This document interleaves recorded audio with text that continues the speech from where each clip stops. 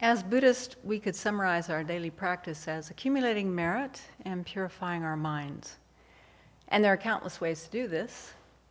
One of our jobs, I think, as monastics, is to encourage people to accumulate merit and purify their minds.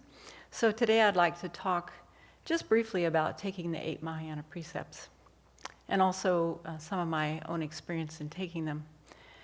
I grew up in a Catholic family for 12 years. I wore knee socks and pleated skirts. And going to confession was part of my Catholic education. It was a regular, there are many ex-Catholics in the room. That was part of our regular routine, was to go to confession. And also we were encouraged to do good deeds. I remember as a young schoolgirl, one priest encouraged us to spend our morning recess in the chapel praying for babies who were in limbo or purgatory, going to purgatory. So I did this. And we got a little ceremonial scapular as a reward. So that was. I enjoyed the rituals growing up as a Catholic. I really enjoyed the rituals. I have strong memories of doing the Stations of the Cross and different activities like that. So it really was no surprise that when I became a Buddhist, I was very drawn to practices like Vajrasattva and doing the 8 Mahayana precepts. And perhaps this was reminiscence of my Catholic upbringing, or maybe it was strong imprints from previous lives, or a combination of the two. I don't know. And then later on, one of the 36 novice precepts that I received in 2001 when I became a monastic was to abstain from eating after midday. I mean, in addition to many others, but I kept this precept strictly for, I think, 3 or 4 years. I can't remember why I decided to stop keeping it strictly, but that was not uncommon at the monastery where I was staying. Many people ate at night. I suspect it was because I became lungi doing a lot of the studies. But then when I moved to the Abbey in 2016 and took the Shiksamana training, then once again I was advised to hold that precept, all the precepts, but that precept strictly. And so I tried to do that as best I could, and I started losing weight again. Being tall and thin, I tend to be on the lungi side, so at some point Venerable advised me to start drinking a protein shake at night. But during winter retreats, I would test how I could do, and I would take precepts for 3 or 4 days in a row. I wouldn't take them for long periods because I didn't want to break them. And if I did develop lung, then I'd have to start eating. And so that was the routine that I went through.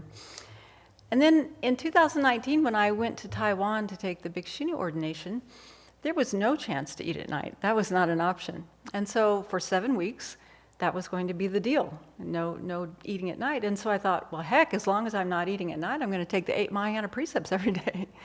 So I would get up before the official day would start, and I'd go into the main temple and take the precepts. And it became a lovely morning ritual to do. I really enjoyed it. So the pratimoksha precepts, such as the 5 lay precepts that many people have, and also the different levels of monastic precepts that people hold, are common to all Buddhist traditions. And so the motivation for taking them is renunciation, or the determination to be free, to emerge from samsara. And the 8 Mahayana precepts has the motivation of bodhicitta, of course, the wish to attain full awakening for the benefit of all sentient beings.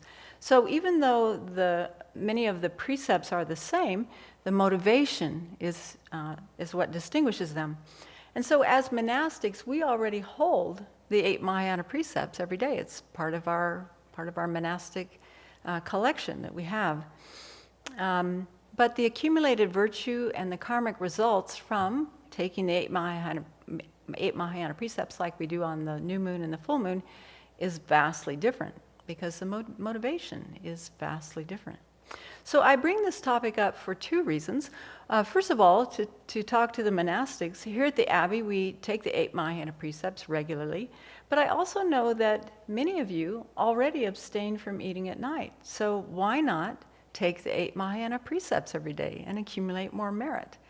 Maybe you're concerned that you need to skip breakfast, because when we take the 8 Mahayana precepts for one day, one 24-hour period, We only eat one meal that day. We don't eat breakfast. But I checked with Venerable Children about this recently, and she confirmed that if a person is taking the Mahayana precepts for a period of time, and there's no hard and fast rule about this, but she said 3 or 4 days up to a week, if you're taking them day after day consecutively, then there's no problem with after a few days of one meal, then you can eat breakfast. So just an idea. And then to our lay friends, I would ask, why not take the 8 Mahayana precepts more regularly, more often, to accumulate vast amounts of merit, especially in this degenerate times when we hold any precepts. We accumulate so much merit and we purify our minds at the same time. So I think taking the 8 Mahayana precepts for a 24-hour period is such an easy way, in reality, a very easy way and a very efficient way of accumulating a lot of merit. So for 20 minutes, it takes about 20 minutes to do the preliminaries and then take the precepts. And then, of course, you'd want to guard them for the 24-hour period. But really, that's very little effort involved. And as we know, when we hold precepts, we accumulate merit for every moment that we're holding and guarding those precepts. Whereas when we don't have precepts, we only accumulate merit of refraining from one of these 8 things in the moments when we're intentionally guarding against doing them. So you can see, it's quite good value when you think about it. So anyone can do the 8 Mahayana precept ceremony. For example, the ceremony is found in the Pearl of Wisdom book, number 1. It's on page 84, and the preliminaries are on page 28 and 29. So the ceremony's right here. It's very easy to do. But the basis for actually taking these precepts is having refuge in our mind already, having taken refuge, and then also receiving these precepts from a qualified precept holder, someone who has held the precepts purely for a long time, like Venerable Children or Geshe Dadol or any of our other esteemed teachers. So once we have received these from a qualified teacher, and we receive that unbroken lineage from that teacher, then thereafter we can take the precepts on our own, at home in front of the altar. We can imagine that we're taking them from the Buddha. So I just thought to mention for people who might be new to this, what are included in the 8 precepts. There are 4 root precepts, and then there are 4 branch precepts. So refraining from killing anyone from a human down to the smallest insect, that's probably not too difficult to keep. And just like we think about the branches, the 4 branches of a complete path of action when we're studying the topic of karma, we can also bring that into our understanding of how to keep these precepts. So we think about what's the basis, another living being, and what's the attitude and the performance and the completion of each of these 8 actions. And then stealing another's possessions or taking anything that's not freely given. Again, anything from the most valuable thing to the most insignificant thing. We really guard our mind from feeling entitled to taking things. And then sexual contact. For lay people that might be a challenge. But not necessarily so. I mean, surely for the sake of future lives and our spiritual goals, we can refrain from sexual intercourse for 24 hours. You can still sleep with your partner. You just say to them, honey, for 24 hours, I'm just being chaste. I'm practicing virtue, and see you on the weekend, or whatever you need to do. And then the 4th one is lying, misrepresenting anything that we've seen or heard or remembered or suspected to be true. Those are the 4 root the 4 root precepts, and then there's 4 branch precepts. Avoiding intoxicants. Now this can include alcohol, any drugs, recreational drugs in particular, even cigarettes are included in this. Anything that loosens our voluntary resolve of our mind should be avoided for this 24-hour period. And this seems to be the most difficult of the 5 lay precepts for people to take. So for 24 hours, you can practice. You can get used to the idea of maybe taking this one day as one of your 5 lay precepts.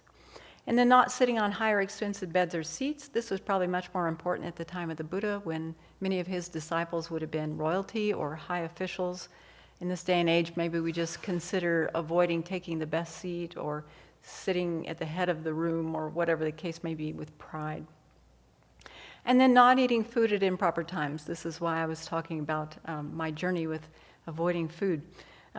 This means not eating after midday, and it's probably the most difficult one for most of us because we like to eat. We don't like to feel the discomfort of an empty stomach, even though probably many of us can't remember the last time we really had an empty stomach, right? But I think this is one of the most beautiful aspects of taking the 8 Mahayana precepts, is that voluntarily we're doing this just for a 24-hour period.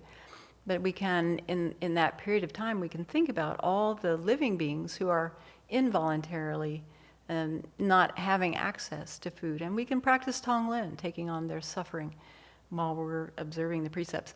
And what you come to realize after a while is that hunger is just a sensation. That's all. We don't have to be afraid of it. It's just a sensation. And it will pass. It's temporary. If we're taking precepts for a longer period, then breakfast can be included after a few days. And then the last one is avoiding singing, dancing, and playing music, and avoiding wearing perfume, garlands, and ornaments. This might also seem like a challenge for lay people out in the world. You know, really what we're working with here is attachment to these external things, looking toward external things for our happiness, and instead cultivating the causes for internal happiness, lasting happiness. And also avoiding those things that we go to improve our looks or our beauty or our attractiveness externally. Instead, we're taking this time to cultivate beautiful internal qualities. So it's really okay if you get on an elevator and there's music on. It's okay. You don't have to hold it quite so tightly. You know, the important thing is just not to have attachment in your mind. So if you would like to learn more about these 8 Mahayana precepts, you can go to tuptenchodron.org and put in the search bar 8 Mahayana precepts. You'll find 10 pages worth of different talks and instructions there about how to take them. There's also a very informative booklet that you can download from Lama Yeshe Wisdom Archives as a PDF. It's called The Direct and Unmistaken Method of Purifying and Protecting Yourself. And it goes into great detail about the benefits of taking the Mahayana precepts.